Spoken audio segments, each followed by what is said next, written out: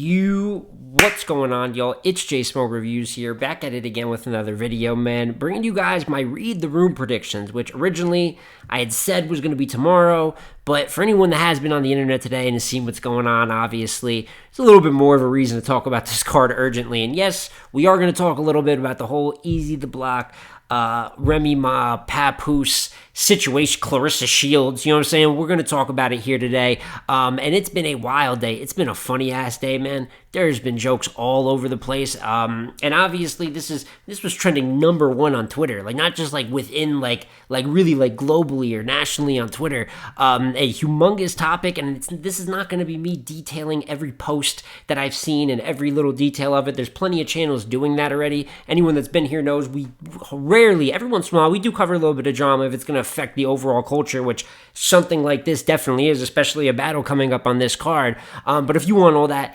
detail post by post, every second of it, of course there's going to be other channels doing that much better than you're going to get here. But I do want to talk about the card, and however, I usually start from the bottom of the card and work my way up, but for very obvious reasons, we're going to start with the main event in this video, and that is Eazy the Block Captain versus Shotgun Suge. But we got to talk a little bit about all this extra noise, right? So in the middle of the night last night, I went out drinking last night, and I came back and I had that like sleep, you know, you're in and out of sleep and you're on your phone in between, like just in and out of sleep, right?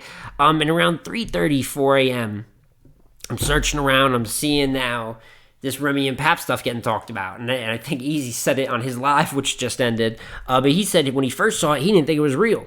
I didn't think it was real either. And then I went on Instagram and I saw Papoose and Remy Ma, indeed, with these big ass paragraphs yelling at each other about they're not even really together. He's cheating with Clarissa Shields.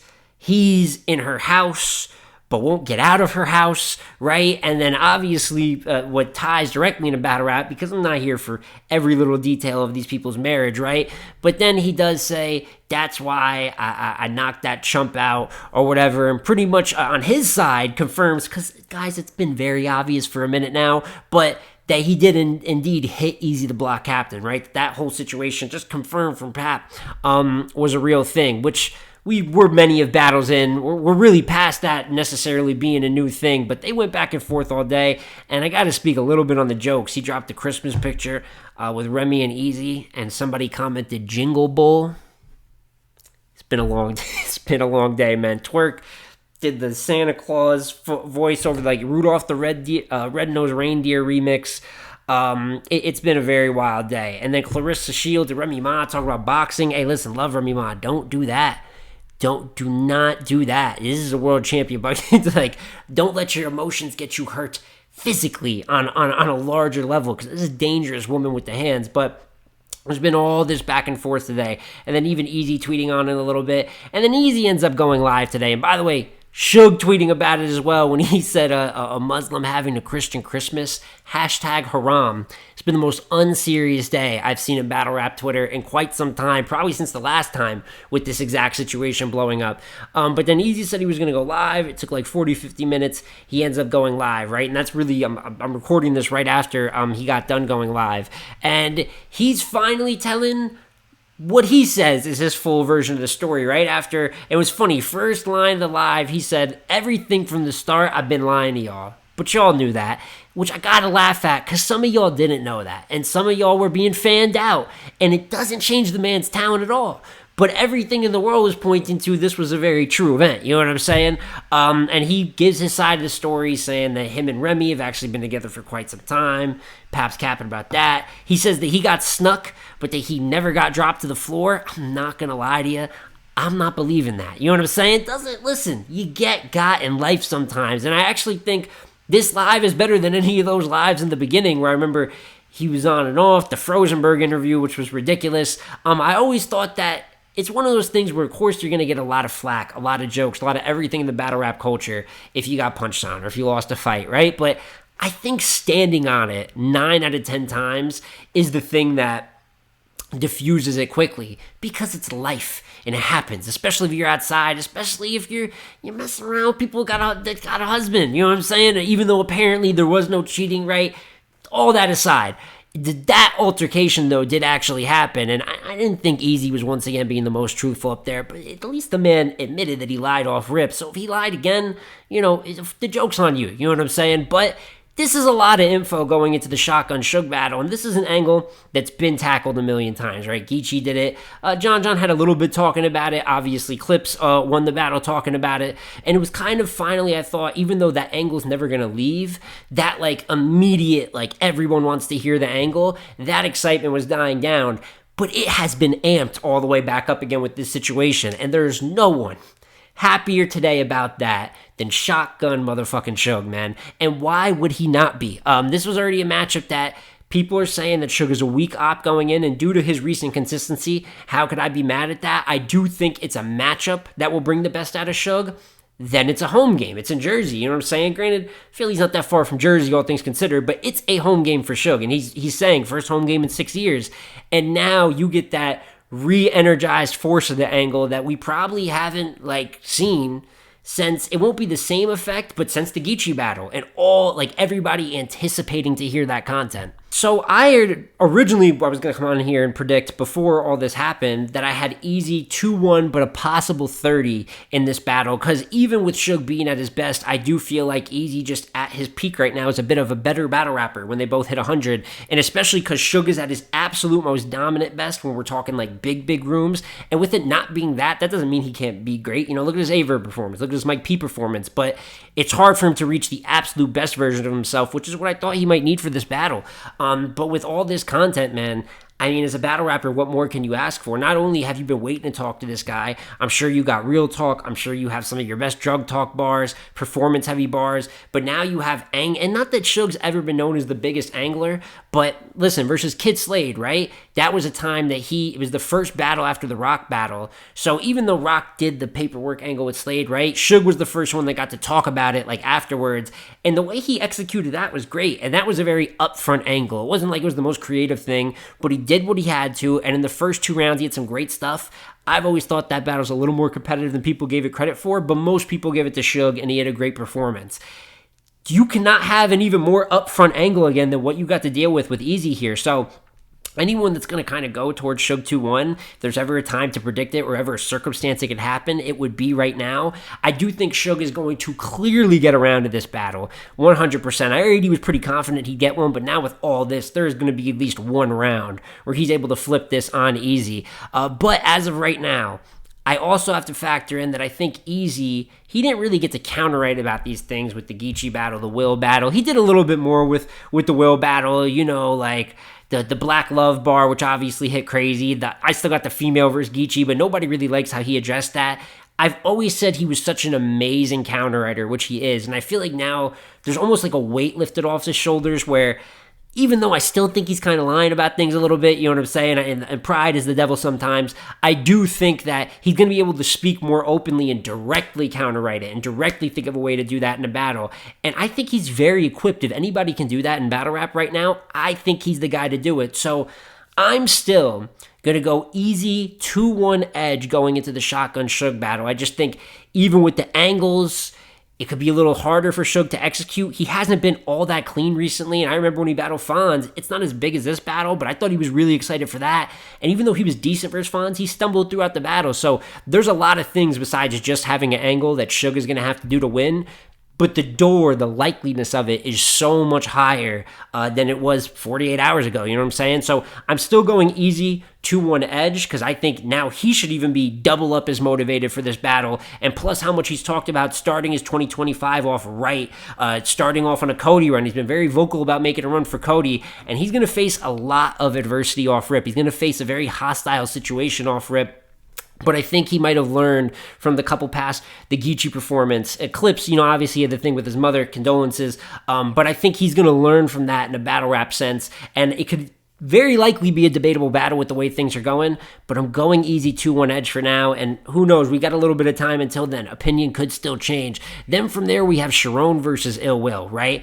I like this battle. You know what I'm saying? I think it's a battle that complements the main event very, very well. it's a little, people are down on Will right now, and he has not had the most consistent or clean 2024. However, I think he's getting a little overhated for the Bill performance. He choked in the first. You can't have that. And when Bill chokes, it makes you both look goofy. And people were kind of worried that you both wouldn't take it serious. But I think that Will was great in the second. I still thought he was really good in the third.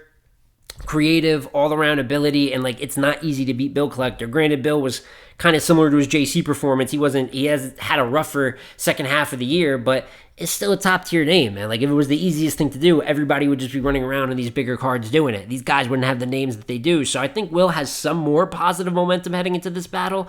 But I am not betting against Sharon in this one. And I did a video on Sharon's 2024. I know everyone's probably not as tapped into it as the Swamps, the T-Tops, the Avs, the Tay-Rocks, the other super elite years that have been talked about. But Sharon has just been kicking ass. He kicked Ilmac's ass. He kicked Danny's ass. He kicked 40's ass.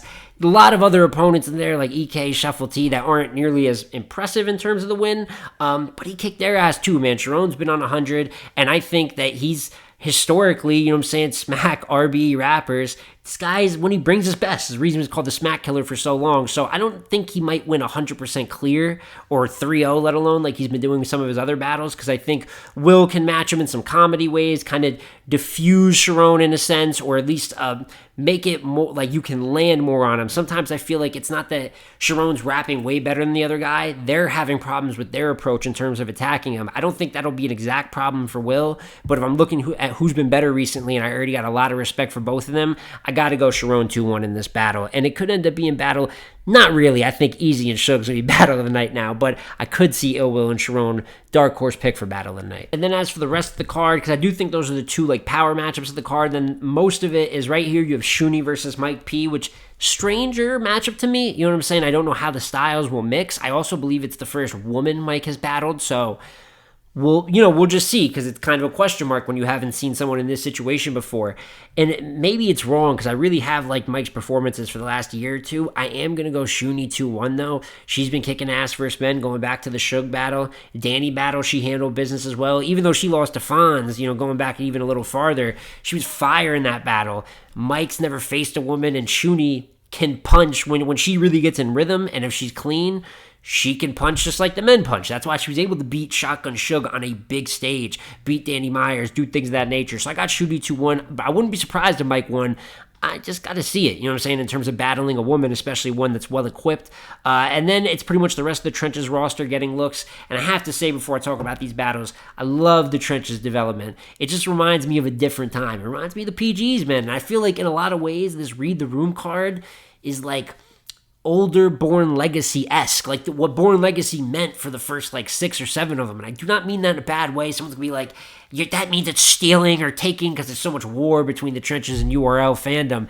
I'm not saying it in a bad way. I think URL should go back to that, where you battle within your class 3 or 4 times. We really get set on that. Obviously, King, for instance, went and took a low Supreme battle. You might take a battle somewhere else, developmentally, smaller league, but then you build up to a respectable mid-tier. Depending on that goes, maybe you skip and go right to a vet, a name, but maybe 1 or 2 respectable mid-tiers. There just used to be a process that you used to grow with the talent as they grew as a talent, and then when they got the big battles, it meant something. So I think that the Trenches has done a great job. Trenches Chrome, however you want to say, has done a great job of encapsulating that. But I have King beating Cortez 2-1. It could be a gentleman's 30, and with King, I do have some worry just because it's the first name that he's been in front of. And some guys fold up. As much as you might think little of a Cortez, I know he's been a gatekeeper for a minute, and his success rate as a gatekeeper has not exactly been the best over the last few years. If you're still not ready, someone like Cortez will show you you're not ready. The thing is, I happen to think King is ready. King is, for me, up-and-comer, I might be the most excited about in battle rap. I keep saying him or Eunice. I think both are absolutely fantastic. But I just think the punch count, the energy, and Core's not really going to angle him too much or anything, right? He's a new guy. So if you're going bar for bar, I just think King's way more motivated to be great, so I have him winning. Tex versus Mac Myron. I got Tex winning over Mac Myron. I think it's actually a good challenge, style matchup, a little bit of the grittiness and delivery. They can have a good conversation there. But I've not been a fan of what Mac has put out for the last few years. And I was even saying King of the Dot Season 1 run was very impressive. Ended with the Bill battle where you could even debate he won. He should have went up to battle for the 100K. But it was close. No robbery, But even before the URL contract, like he lost to Next, he lost to Ines. You know what I mean? And then he always does good versus women. He beat First Lady Flames this year. He can't stop winning versus women.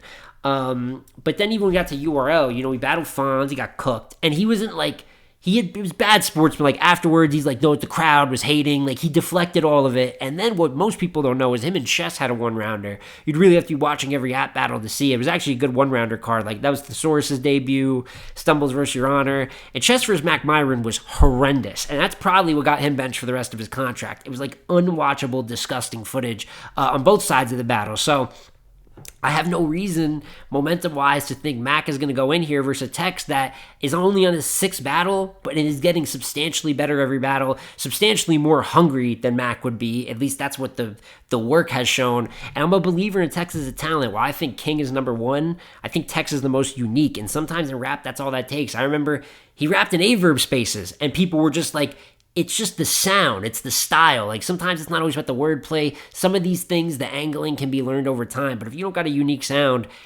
that's a fight that you might not be able to fight. That's just who you are in battle rap. So I got Tex winning versus Mac. I think it could even be a 30. I have Zan beating Miss Miami 2-1. Probably the battle I'm the least excited for. I think it's like a delivery heavy battle. I don't know where I don't think bar for bar they're going to have too much to talk about, right? It's going to be super aggressive. And if Zan's clean, I just think that she's better than Miss Miami right now. I've never been the biggest fan of Miss Miami's style. And then Muop versus Clone, which out of all the new Trenches talent, I'd probably say it's the toughest challenge any of them have. Core is a bigger name than Clone, so it's a little more of a resume builder. But there's a chance that Clone's a top 20 Champion of the Year guy this year. He's got a great resume. Suge, Twerk, Tay-Rock, Body Death to Kin on Mass 6. I'm probably forgetting one other battle in there. Him and Clips had a good 1-rounder. It doesn't really add too much, you know what I mean? But he's had a very reputable year, and he's competed with some giants in this culture, so I think he's the perfect guy. And on top of that, Muop has talked a lot about writers, punchers, that his style directly goes against that, and he proved it versus Appa. I will say Clone is a tougher test than Appa, and every time I have picked against Muop, he keeps impressing me. I'm looking at him as a top 3 guy on the trench. Him, Tex, King, there's a reason that they're the ones getting the shots here. I do think they're the 3 best, and he's earned it, and it would not shock me at all if Muop won this battle 2-1. But I gotta say, man, you know what? As good as Clone is, and if Clone puts some haymakers together, he can punch at a higher level. Like, there's a reason to think that he would beat Muop in this situation. But I think that the pace, like Muop's really big on changing pace, rhyming pockets, really all the other aspects that Clone doesn't use all that much. So it's 2-1. As you can see, for me, it's one of the hardest battles to call on the card. I'm going to go against what I've been doing. I'm going to go Muop 2-1 edge with this one, but it would not shock me at all either if Clone was able to overwhelm him a little bit. I just think style-wise, he has something that does typically go against punchers in these styles, and if he's able to execute the way he was versus Appa, that level of Muop could win versus a Clone who might not be at the same exact level as he was versus some of his other ops for 2024. And that is my predictions for the full card. Kind of funny looking back at it now. I believe I picked all the Trenches roster in terms of the up and comers there, and maybe it's because I'm tired of being proven wrong betting against Muop. So this is the one I bet on him, and this is the challenge that kind of puts him back a little bit. It would be funny if it worked out that way, but if Clone was to beat Muop, I can't say that would be unexpected for me. But the rest of them, I feel pretty confident with my calls. Obviously, Tex, Zan, and King, Shuni and Mike P. We'll see when we get there. I got Shuni. It's a little bit of a weird matchup. Ill Will and Sharon could be battle of the night. I got Sharon winning. And then Eazy versus Suge, man. I got Eazy 2-1 edge, but I'm probably going to end up having a Keys to Victory video. I know I said I was going to have one for Mook and Ars, and then I didn't. So I guess that makes me a liar, too. You know what I'm saying? I can't be talking too much shit to Eazy. But now, this was already a matchup I was interested in, but now I feel like there's a little bit of more storyline to it. It was already a grudge going back a couple years. I think this adds, and I don't know if I don't think this is all in general a great look for Remy and Eazy. I can't even really say the Eazy live that I just watched was exactly a great look for him either, in my personal opinion. You know what I'm saying? I do think it's better that like the weight's off his shoulders. He can stand on this in public now. But even then, I don't necessarily think he's telling the truth. So I'm 50-50 on how he's handling everything, and that's kind of been the story of this whole saga. This will be my last thing to say about it, but if you really like look at the story of it, like shit happens, you know what I'm saying? Like this is like they had a long time marriage, you know what I'm saying? And then Pap, what is it Pap said? He had a crazy quote where he said, I didn't punch him because he slept with my wife. I punched him because he shook my hand and then slept with my wife, right? So all those details, that ends up being their business. But I think that they, for a long time, this kind of like lying and playing in people's face where those who aren't just like die hard like fandom, I feel like could see what was going on. And he was told he wasn't allowed to say anything off rip, so I guess it wasn't fully in his control either. But I think the damage control is what's hurt him more in like the battle rap eye view than actually the situation itself. People's girls have been fucked in battle rap. People have been hit upside the head in battle rap. People have been pistol whipped in battle rap, and they're some of our best legends, you know what I'm saying? But you got to stand on it. And when you have the messy damage control, that's what looks like it's making you bothered compared to shit just happening. You know what I'm saying? So that's kind of my last thought on it, is that I feel like the damage control has actually caused more damage, as opposed to if this approach was kind of taken off rip. I don't really know if we're talking about this angle to the same extent, and it kind of would have already all passed by now. But obviously, the excitement's been added to the card with this recent set of events, for better or for worse, and I want to hear your guys' opinions in the comment section down below. It could be a little messy with this one, man, if you want to give your opinions on how this whole Remy, and I didn't even talk about Clarissa Shields, dog. You know what I'm saying? He went from Remy, who was shooting bitches, to Clarissa Shields, who was knocking bitches out. Pap likes danger, you know what I'm saying? But give your opinion on any of the drama with this situation, since we're at the absolute peak of it. And then more importantly, if you can, let me know what you think predictions-wise about the roster, Eazy versus Suge, or, some of the top-tier action with Ill Will Sharon. You know the deal, man. But it's been J Smo Reviews again here, y'all. Like, comment, and subscribe. I'm going to catch you on the next one, man. Peace.